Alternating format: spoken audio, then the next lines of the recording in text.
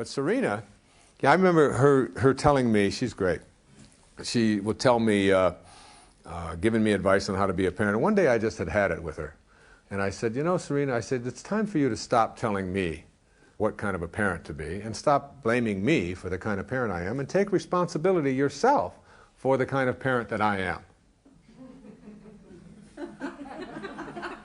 And she stopped, and she assumed this pose that she always assumes with her hand on her hip, you know, and her knee going up and down real fast. And she said, you want to run that one by me one more time? You want me, is that what I heard? You want me to be responsible for the kind of parent you are? I said, exactly. She said, well, what are you talking about? I said, well, before you came here, you had a choice. You have certain heroic missions that you have to fulfill while you're here on this planet. And I'm giving her this little lecture. You know, she said, well, what do you mean before I came here? She said, I don't remember that. I said, well, your memory isn't anything that you should rely upon to determine whether this works or doesn't work. You don't remember being 4 months old and being in your crib and throwing up all over it, but you did. You don't remember your dreams last night. You don't remember what you had for dinner last Thursday. Your memory isn't a good indicator of what it was. Just trust me, this is true. Before you come here, you choose your parents. You get to pick who your parents are. And you have certain lessons that you have to learn, and you picked me to be your father, and you picked Mom to be your mother, and you should stop complaining about the choice that you made. She said, I don't remember any of this. I said, well, forget about whether you remember it or not. She said, you're telling me that I chose you to be my father before I came here, and I had lessons to learn through you. I said, exactly. And you should stop blaming me. You should just take responsibility for the choice you made. She said, I must have been in a big hurry.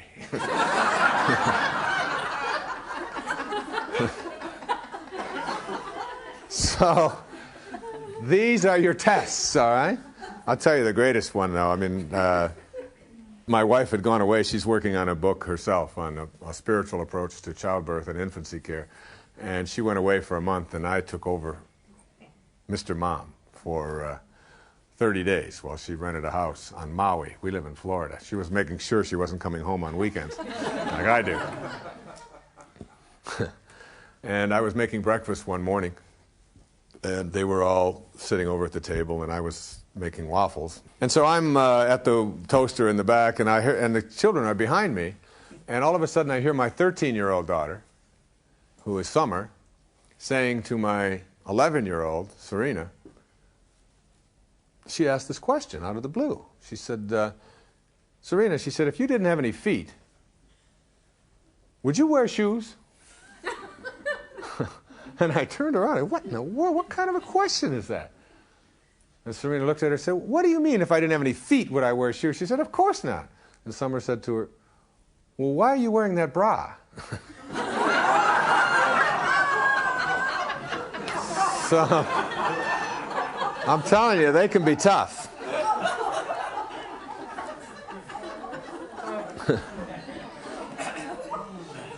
So what I would like you to think about is that all of the people in your life that you find yourself in conflict with or having a difficult time with, whether they're strangers or spouses or children or grandparents or in-laws or even people who are no longer here on this earth plane, if you can say to yourself, when I have this choice at any given moment to be right or to be kind, and I'm going to let my ego get out of this thing, and I'm going to choose to be at peace, as it says in the Course in Miracles, I can choose peace rather than this at any given moment.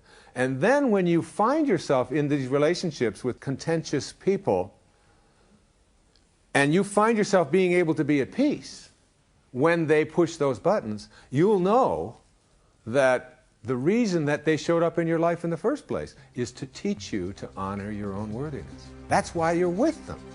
That's what they're there for. These are teachers, just like you are teachers to others.